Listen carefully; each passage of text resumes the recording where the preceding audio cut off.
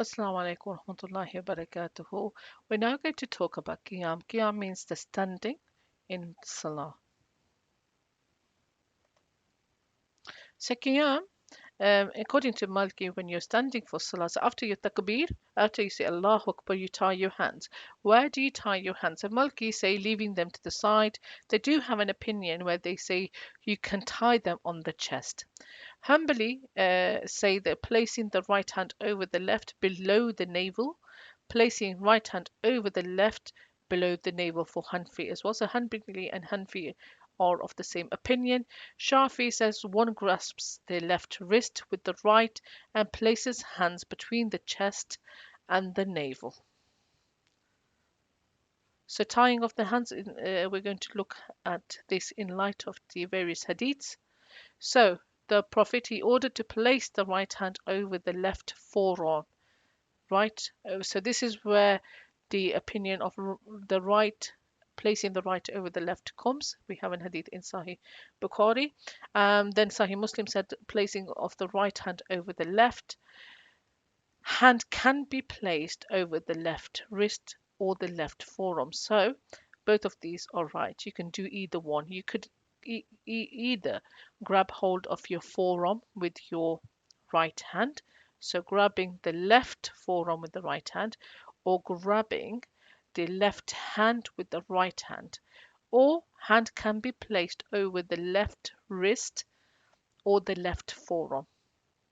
Placing right hand over the left hand wrist or on forearm is acceptable, and proofs cannot be left by the sides as in the Malki school of thought. Now, again, we're not criticizing anybody. All the imams, mashallah, they were great scholars. We are never to reach these levels, and I don't consider myself to be in equal to them in any way.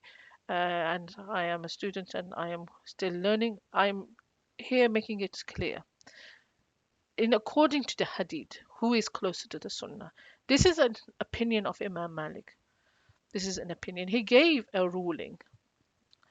It could be that he never came across these hadiths, so he gave that ruling. Today, we have these various hadiths from Sahih Muslim, Bukhari, Fiqh of Sunnah, Ahmad, Abu Dawud. So we have established hadiths. We have established hadiths that have been authenticated where to place the hand. So those who are strictly following Malki and leaving the hands to the sides, this is a something not in accordance to the Sunnah, and it would be a mistake today to do that.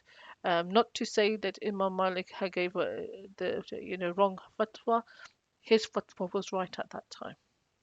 His fatwa was right, and people may think I'm contradicting myself. No, if you find this is what the Prophet peace be upon him said. If you gave a fatwa and it's wrong, you get ajal, you get reward. But if he gave a fatwa and it's correct, you get two rewards. So he's not wrong. He gave a fatwa as based on his knowledge as best as he could. But today we have hadith, and by the way, each of these imams, they said very clearly, this is why I ask you, go to the asul, go to the science, and the people that are of knowledge, they will tell you. Go to the asul, and they said, each imam said very clearly, if you find a fatwa of mine, a ruling of mine to go against the hadith, the sunnah, throw my fatwa away. Throw it. Ignore it. Throw it to the wall. It means nothing. It means nothing. Follow. Prioritize the sunnah. Prioritize the hadiths. Hadiths, we have to prioritize the hadiths. So, this is one thing that we do need to take, inshallah, seriously.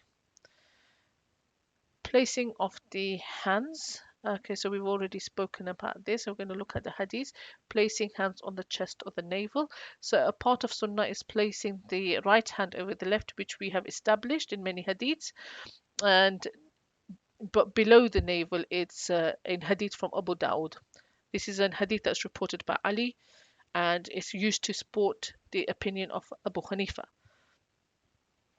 There is a second, Al-Aini said this is a statement of Ali, and his chain goes back to the Prophet, but it's not sound. And this is from Al Hidayah, the book of Imam Abu Hanifa. Ibn Hajar and Imam Nawawi classified this hadith as weak. So this hadith from Abu Dawud, to place the hands below the navel. Imam Shafi said to place on or below the chest, on or below the chest. Okay, and this is from Fiqh of Sunnah. The above hadith has been authenticated as Sahih.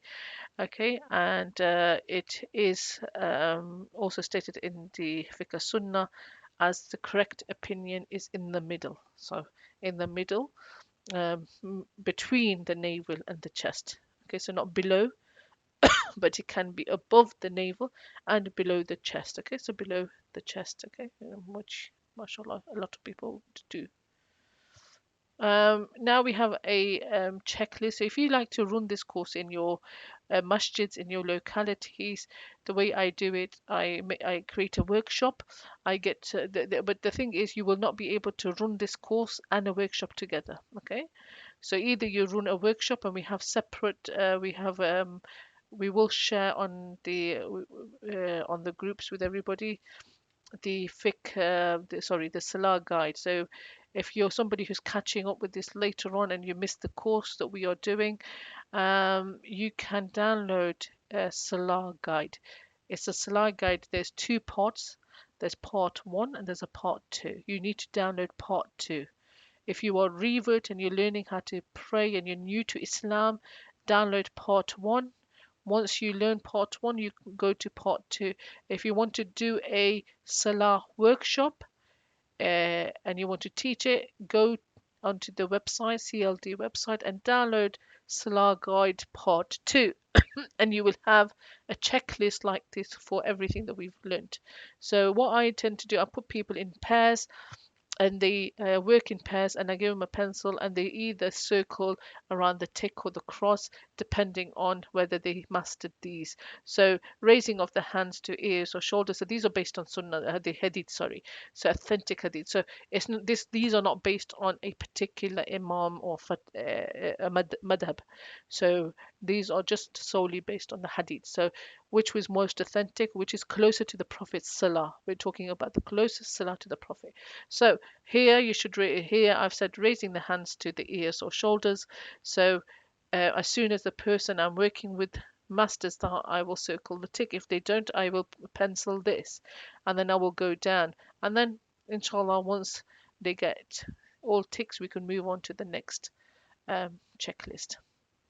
Saying of the isti'adha and basmala, inshallah, we'll cover in the next video. Jazakumullah khair. Assalamu alaikum wa rahmatullahi wa barakatuh.